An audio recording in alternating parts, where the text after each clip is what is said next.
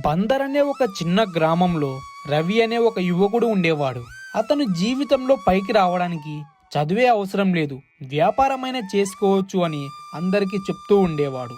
అతను డిగ్రీ పూర్తి చేసినా అతడు ఏ ఉద్యోగం చేయకుండా గాలికి తిరుగుతూ ఉండేవాడు. అతని తండ్రి రామయ్య ఒక ఫ్యాక్టరీలో పనిచేసేవాడు.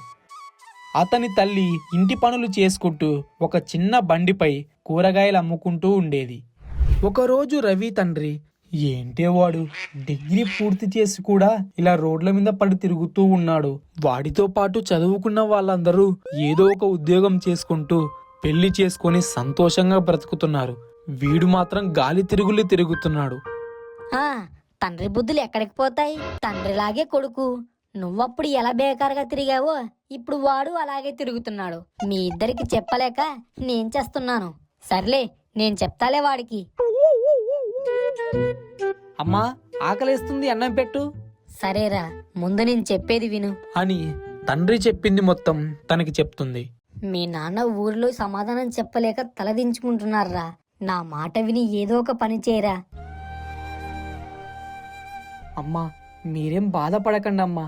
నేను ఇంకో 2 రోజుల్లో ఒక బండి పెడతాను.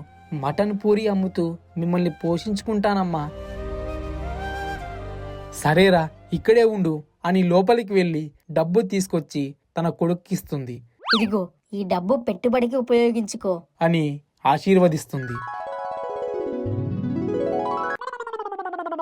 తర్వాత రోజు మటన్ పూరి అమ్మడం మొదలు పెడతాడు. రావాలి బాబు రావాలి, వేడి వేడి మటన్ పూరి.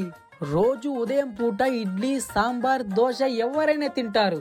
ఒక్కసారి ఈ మటన్ పూరి తినండి, ప్లేట్ 50 రూపాయలు మాత్రమే అని వ్యాపారం మొదలు పెడతాడు. ఊరిలో అందరికీ ఆ మటన్ పూరి కొత్తగా కనిపించడంతో అందరూ అక్కడికి వెళ్ళి తినడం మొదలు పెడతారు. అతని వ్యాపారం కూడా బాగా జరుగుతుంది. డబ్బు ఎక్కువ రావడంతో అతనికి ఇంకా ఆశ పుడుతుంది. ఒక్క రోజులోనే ఇంత డబ్బా, ఇలాగైతే ఇంకా సంపాదించొచ్చు. నా దగ్గర ఉన్న ఐడియాతో ఇంకా డబ్బు బాగా సంపాదిస్తా. ఆ రోజు రాత్రి తన తల్లితో ఇలా అంటాడు. అమ్మా, మొదటి రోజు కావడంతో వ్యాపారం బాగా జరిగింది. రేపు ఇంకా మంచిగా జరగడానికి నా దగ్గర ఒక ఐడియా ఉందమ్మా. ఏంట్రా అది? ఏం లేదమ్మా, రేపు బాహుబలి పూరి తయారు చేస్తా. అది ఒక లారీ టైర్ అంత పెద్దగా ఉంటుంది. ఇలా కొత్త కొత్త ప్రయోగాలు చేయడం వల్ల మన దగ్గరకు జనాలు బాగా వస్తారు. అలా చేయడానికి చాలా డబ్బు ఖర్చు అవుతుంది కదరా. ఇప్పుడే వ్యాపారం మొదలు పెట్టావు, ఉన్న వ్యాపారాన్ని బాగా చేసుకోరా చాలు. అలా కాదు నాన్న, మీకేమీ తెలియదులే, ఇది మంచి అవకాశం అని తల్లిదండ్రులు ఎంత చెప్పినా వినకుండా తర్వాత రోజు బాహుబలి పూరి తయారు చేయడం మొదలు పెడతాడు. ఆ బాహుబలి పూరి తయారు చేయడం కోసం ఒక బస్తా పిండి, 15 లీటర్ల నూనె, ఒక 50,000 ఖర్చు పెట్టి ఆ పూరిని తయారు చేస్తాడు. రావాలి బాబు రావాలి, బాహుబలి పూరి. ఈ పూరిని ఒక్క మనిషి తింటే 1,00,000 రూపాయలు ఇస్తాను అని పందెం కడతాడు. ఇదంతా విని గ్రామస్తులు ఆశ్చర్యపోతారు. ఏంటి, 1,00,000 రూపాయలా? అయినా అంత పెద్ద పూరి ఎలా తింటారు? అందులో ఎంత నూనె ఉంటుంది, ఎన్ని క్యాలరీలు ఉంటాయో నీకు తెలుసా? ఈ పూరి తింటే 1,00,000 రూపాయలు కాదు, ఇంకో 2 లక్షలు మేము హాస్పిటల్కి ఖర్చు పెట్టుకోవాలి. ఇంత ఆయిల్ ఫుడ్ తింటే కొలెస్ట్రాల్ వచ్చి హార్ట్ అటాక్ వచ్చి చచ్చిపోతాం. ఈ పూరి ఎవ్వరు తినకండ్రా. ఇలాంటి పందాల్లో పాల్గొంటే మన ప్రాణాలే పోతాయి. అలా అనడంతో అక్కడ ఉన్న జనమంతా వెళ్ళిపోతారు. అందరూ వెళ్ళిపోవడంతో తను తయారు చేసిన మటన్ పూరి అలాగే ఉండిపోతుంది. ఆ రోజు తనకి చాలా నష్టం వస్తుంది. అయ్యో దేవుడా, మా అమ్మ నాన్న ఎంత చెప్పినా వినకుండా డబ్బు కాశపడి ఈ పని చేశాను. ఇప్పుడు ఇంత నష్టం నేను ఎలా భరించాలి అని బాధపడుతూ ఉంటాడు. తాను తయారు చేసిన మటన్ పూరీని అలాగే పెట్టుకుని వ్యాపారం కోసం ఎదురు చూస్తూ ఉంటాడు.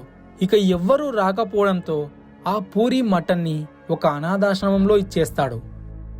ఈరోజు ఎలాగో వ్యాపారం జరగలేదు, దీన్ని పాడేయడానికి నా మనసు ఒప్పుకోవడం లేదు. ఈ అనాథాశ్రమంలో ఇచ్చేస్తే ఆ పిల్లల ఆకలైనా తీరుతుంది అని అక్కడ ఇచ్చేసి వెళ్ళిపోతాడు. ఆ తర్వాత రోజు ఎప్పటిలాగే వ్యాపారం మొదలు పెడతాడు. అంతలో అతనికి ఒక ఫోన్ వస్తుంది. హలో, ఎవరు? హలో, నేను బందర్ ఎమ్మెల్యేని మాట్లాడుతున్నాను. నిన్న నువ్వు మటన్ పూరి ఒక అనాథాశ్రమంలో ఇచ్చేసావు కదా, నువ్వు అలా చేయడం వల్ల ఒక 100 మంది పిల్లల ఆకలి తీరింది. నిన్న నువ్వు చాలా మంచి పని చేశావు. నీకు అభినందనలు చెప్దామని నేను ఫోన్ చేశాను. నీకు వ్యాపారం జరగకపోవడంతో దాన్ని పాడేయకుండా ఆ పిల్లల ఆకలి తీర్చావు చూడు, నువ్వు చాలా గొప్పవాడివయ్యా.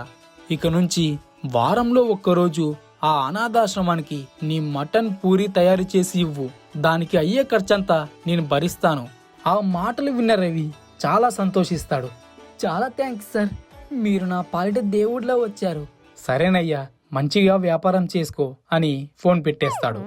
దేవుడా, నిన్న జరిగిన నష్టానికి ఈరోజు నా బ్రతుకు మారుస్తున్నావా? తర్వాత అతని వ్యాపారం బాగా జరుగుతుంది.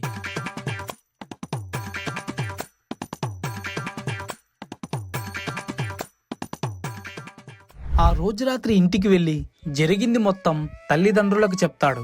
ఆ మాటలు విన్న తల్లి తండ్రి చాలా సంతోషిస్తారు. ఆ వ్యాపారంలో వచ్చిన డబ్బుతో కుటుంబం మొత్తం చాలా సంతోషంగా జీవిస్తూ ఉంటారు. కొడుకు ప్రయోజకుడు కావడంతో తండ్రి ఇంకా సంతోషిస్తాడు.